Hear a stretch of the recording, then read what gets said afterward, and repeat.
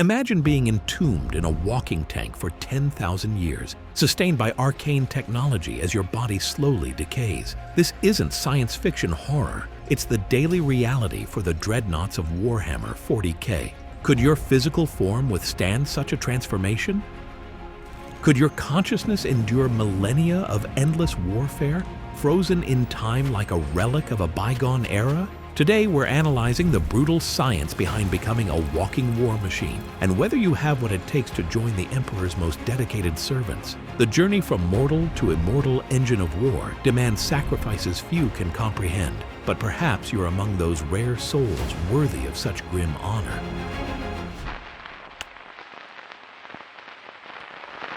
What if I told you that the most honored warriors in the Imperium of Man are actually trapped in a living nightmare? The Dreadnought, often glimpsed on Warhammer battlefields as an unstoppable walking tank, represents both the highest honor and the most terrible fate a space marine can face. These imposing war machines aren't simply vehicles, they're ancient tombs housing the broken bodies of once mighty warriors deemed too valuable to lose to death completely. When a space marine suffers catastrophic injuries on the battlefield, wounds so severe that even their enhanced physiology can't recover, they face a choice darker than death.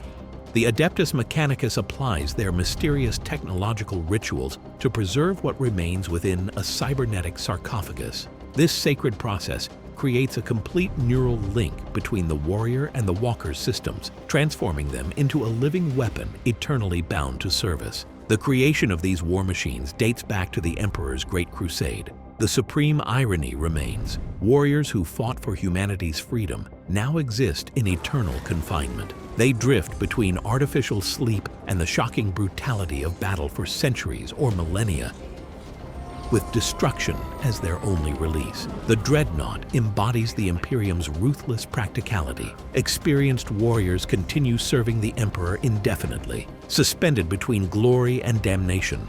Within Space Marine chapters, Dreadnoughts occupy a unique position, simultaneously revered ancients and tactical weapons. Young Marines gather to absorb wisdom from beings who may have witnessed their chapter's founding or fought alongside primarchs. These same venerated elders remain eternally bound to war, denied a warrior's final rest. The technological knowledge of Dreadnought creation has been largely lost over the millennia. During the Horus heresy, many such secrets vanished forever. Each existing Dreadnought represents an irreplaceable relic, embodying knowledge the Imperium can no longer fully reproduce. The Adeptus Mechanicus performs integration rituals with religious devotion rather than scientific understanding. Bjorn, the fell-handed of the Space Wolves, exemplifies this dual existence. For over 10,000 Terran years, he has served the Imperium as a living connection to mythic ages. He fought beside Primarch Leman Russ during the siege of the Emperor's palace, personally holding the Eternity Gate against traitor forces. His wisdom is so valued that he's awakened only when absolutely necessary, at each new century's beginning or during existential threats. Even the Great Wolf defers to Bjorn's judgment, honoring his unparalleled millennia of service. The physical reality of a Dreadnought reveals the grim truth of this existence. The central sarcophagus contains what remains of the Space Marine, often just torso, head, and partial nervous system. Suspended in amniotic fluid with neural interfaces, the warrior becomes one with their metal shell, experiencing battle through sensors and targeting arrays as if through their own senses. This fate isn't chosen lightly. Candidates must possess exceptional skill worth preserving and the mental fortitude to endure semi-conscious eternity. The screening process ensures only those with unwavering loyalty and superhuman psychological resilience receive this honor. Why accept such a fate? In the grim darkness of the far future, service transcends physical form. To a Space Marine dedicated to protecting the Imperium, continuing their sacred duty outweighs the horrific costs. It represents the ultimate sacrifice, to serve the Emperor beyond death. For as long as artificial systems sustain them, warriors entombed between duty and damnation.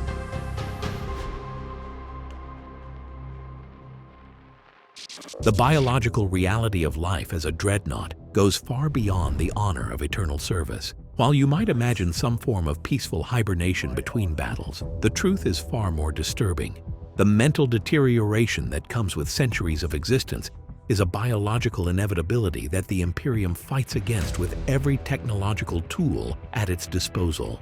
Imagine your consciousness trapped inside what remains of your body, perhaps just a torso and head suspended in chemical fluid, while somehow maintaining the neural connections needed to pilot a walking tank. The biological components preserved within a Dreadnought sarcophagus are minimal by necessity. After catastrophic battlefield injuries, Space Marine apothecaries salvage what they can, typically the brain, parts of the central nervous system, and just enough vital organs to maintain basic biological functions. Consider how this compares to modern medical technology. Today, our life support systems are designed to buy time, not preserve you for eternity. Ventilators breathe for patients, dialysis machines replace kidney function, and ECMO devices oxygenate blood, all temporary solutions for bodies that inevitably break down despite our best efforts. The Dreadnought, however, demands a leap into the realm of perpetual survival. The neural interfaces required for Dreadnought operation dwarf our current capabilities.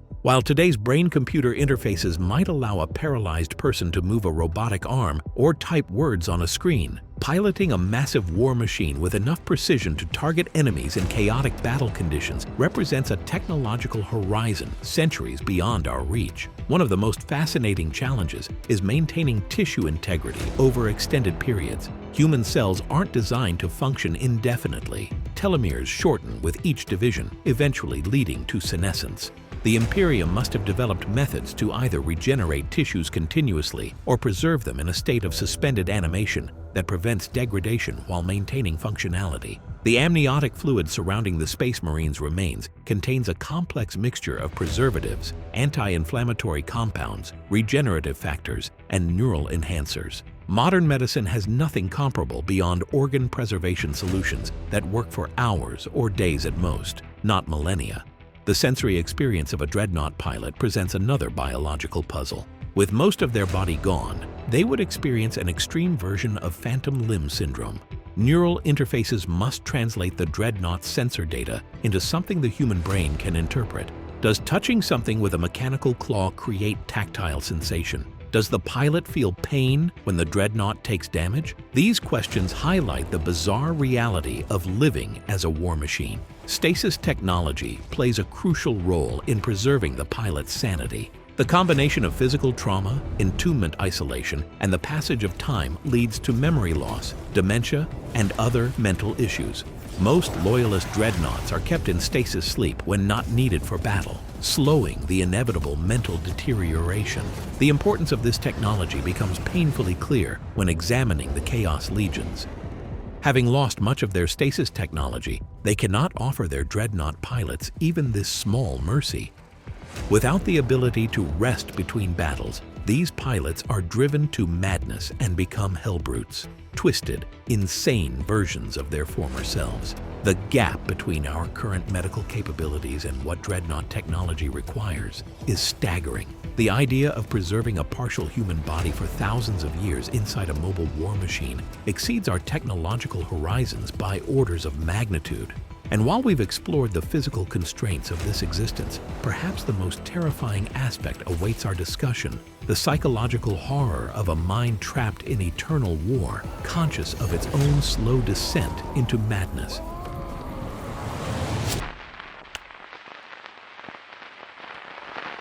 The psychological nightmare of Dreadnought existence transcends our conventional understanding of trauma. While we've discussed the technological hurdles, the mental landscape of an ancient warrior's mind proves even more terrifying. What emerges after millennia of intermittent warfare is potentially an entirely new form of consciousness.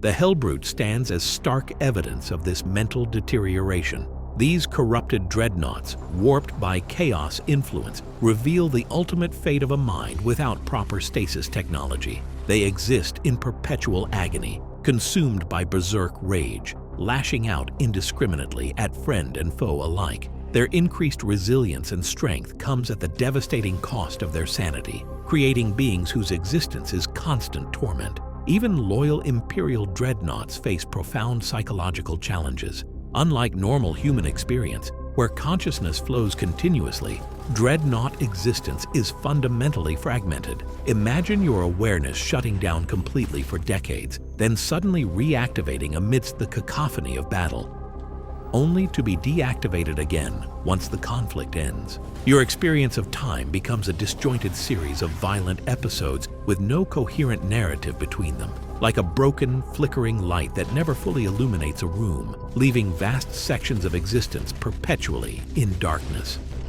Modern neuroscience tells us this pattern would devastate human consciousness. Our identities depend on continuous temporal experience, the ability to connect yesterday to today. When this continuity shatters, so does the self. Patients with severe amnesia demonstrate this principle. Without the thread of memory connecting experiences, their sense of identity fundamentally changes. The Dreadnought's existence oscillates between sensory starvation during dormancy and overwhelming sensory overload in battle through artificial systems that bear little resemblance to natural perception.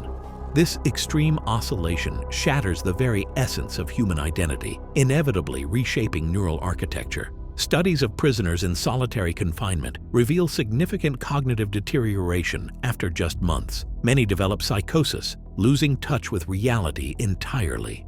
Now multiply that effect across centuries, punctuated only by brief periods of extreme violence. The resulting consciousness would barely resemble anything recognizably human. Space Marine conditioning provides some psychological buffer against these effects. Their hypno-indoctrination includes extensive mental fortification, techniques for maintaining cognitive coherence despite trauma that would shatter ordinary minds. Their neural architecture itself is modified, theoretically allowing for greater psychological resilience. But even these enhancements have limits against the eroding force of millennia. Memory systems themselves undergo strange mutations. Human memory isn't designed for millennia-long existence. Our brains naturally prioritize, consolidate, and forget, mechanisms that become problematic when stretched across thousands of years. Dreadnoughts often confuse historical periods, believing themselves to be fighting in wars long concluded or serving under commanders dead for millennia. As memory falters, so too does the capacity for meaningful human connection. Social cognition transforms entirely.